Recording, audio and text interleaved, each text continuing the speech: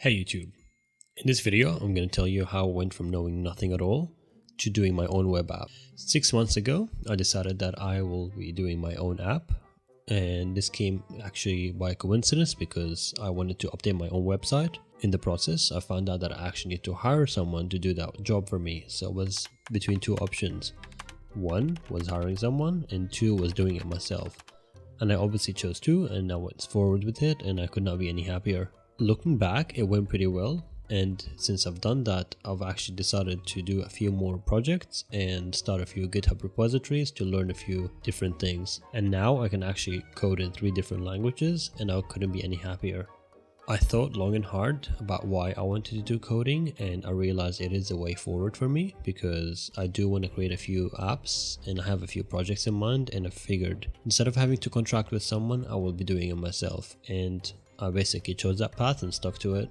So the idea is, because I know not much about coding and in 6 months I was able to learn something, I figured that this might be useful for somebody in that position that they want to learn how to code but they're not proficient at it, they haven't done it before. So it's more for like the beginner to intermediate type of people that are just getting their feet wet into coding and learning the way. So the general process works like this. You have to understand the concepts of coding. Let's take cooking for example. There's parts where you have to actually prepare all the ingredients beforehand, choosing the recipe, and maybe browsing a few cooking books to find out what you're actually going to cook. After that, you basically start looking at the certain different ingredients that will be needed for that specific dish, like the recipe. From then on, you actually get into the part where once you bring them all in, you can start cooking, and then you follow the instructions and you end up with a product that should be similar to the actual recipe that you chose. In this instance, the 2 components that you have to worry about in coding is the front end and back end. Front end is everything the customer sees or you see. It's what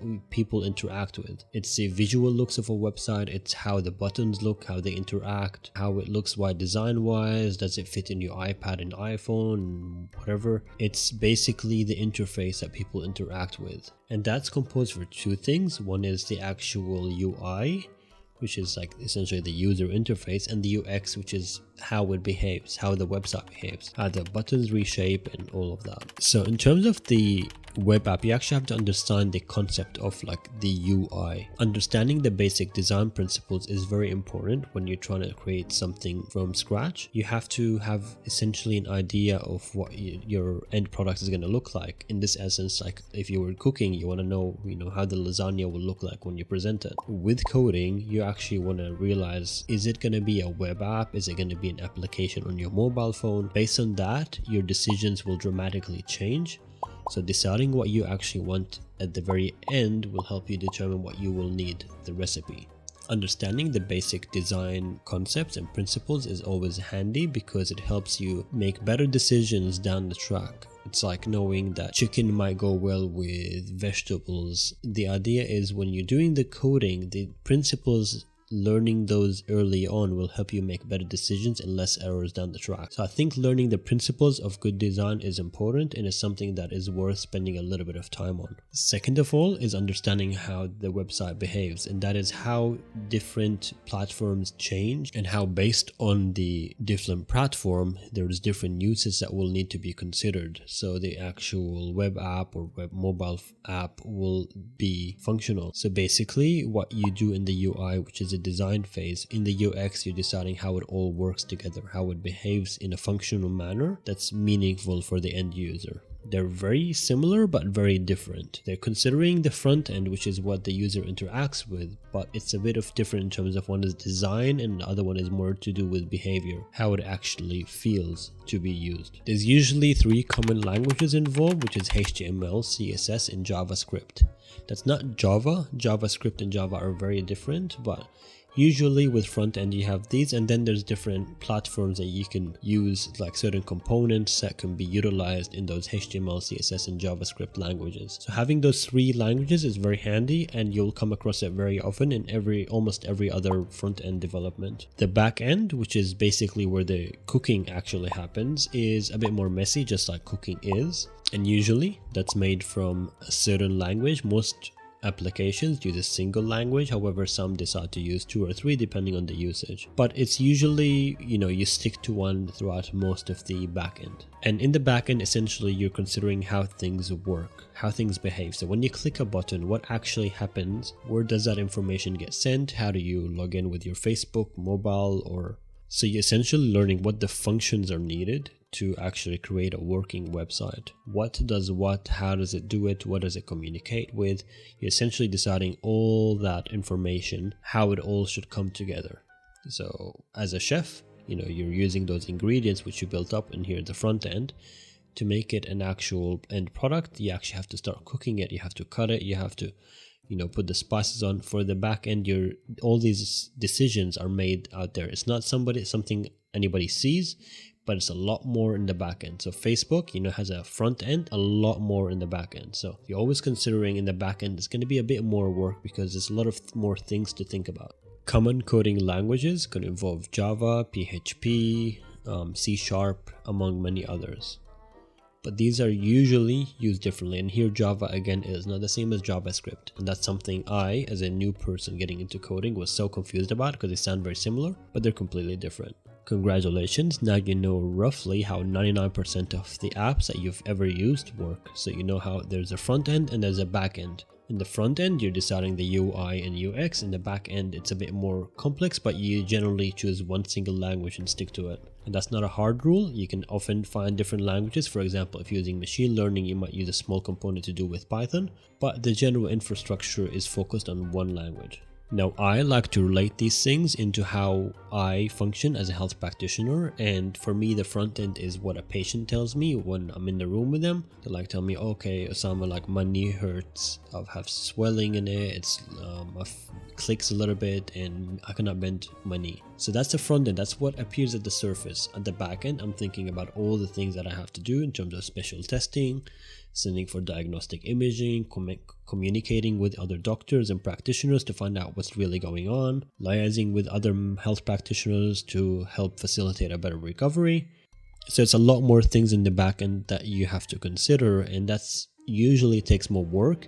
And to this day, I find it a lot more easier for me to work at the front end than at the back end because it's so much complex. There's a lot of things to consider. And when things go wrong, it's very hard to diagnose because you can't see it. It's more like a code, and you have to essentially scratch your head and think, okay, what's going wrong, and really get into the backlog of things to diagnose it. So now, in terms of principle, you know everything you need for full stack development essentially, but you actually have to start doing the planning phase. For the planning phase, I've divided it into 3 steps, and I will be going through them with you shortly. So I've divided it into 3 steps, as I said before. Step number 1 is gathering the data, getting inspiration about certain apps and how they look, having an idea of what you actually want to do at the end, and making small rough sketches. Number 2 is actually creating those sketches into practice, so possibly designing demos.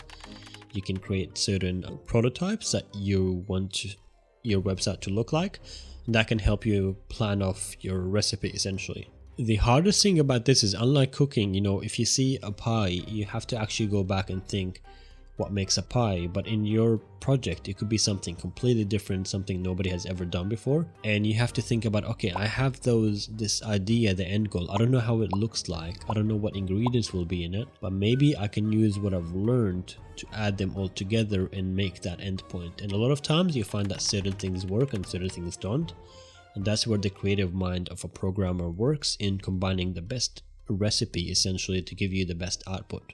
So step number 2, usually for me when I'm doing the sketching, I'm using Figma. I find it's a very powerful app that uses different plugins to help you create a sketch.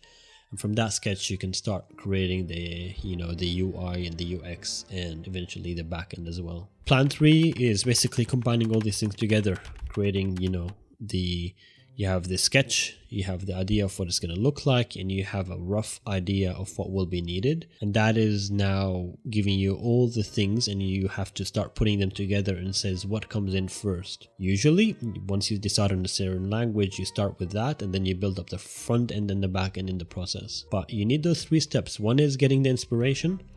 Number 2 is actually creating some sketches. And number 3 is having those recipes planned out, so you know, okay, I'm going to do this, this, and that. And that way I have now a plan that I can create an app from. So you've done the educational phase, you've done the planning phase, and now you have to get to the doing phase. So step number 1 is you using that mockup to actually create a certain prototype. That mockup could have been a sketch. Now you have to make it a physical thing. So you have to think, okay, how can I start converting that sketch into an actual website, for example? In this phase, you might start off with a blank HTML or use certain templates. I like to use templates because they save you a lot of time, but you're using those templates and shaping them close enough to your sketch so it becomes a useful front-end design. From then, what you do is now you have to think about the behavior, and that's number 2, which is UX. You're deciding, okay, how does the buttons look like? How does the landing page look like? Is it something that needs to be resized for iPhone users? Do I need to remove some certain features because it won't work on a smaller laptop or maybe a bigger laptop, and so on? So a lot of those decisions actually have to happen in the doing phase because the sketches don't always equal the outcome in mind, so you have to use a lot of tweaks. Sometimes colors are not contrasty enough, so you have to think about all those things in the process. And that's not an easy thing to do, but it's worth considering very early on in the doing phase. See, I'm very picky about my designs. I prefer a good design over a basic one, even though if it has good functionality, I always seem to choose a better looking app instead of the one that gives you the most function, even though it's counterintuitive. But for me, working in a good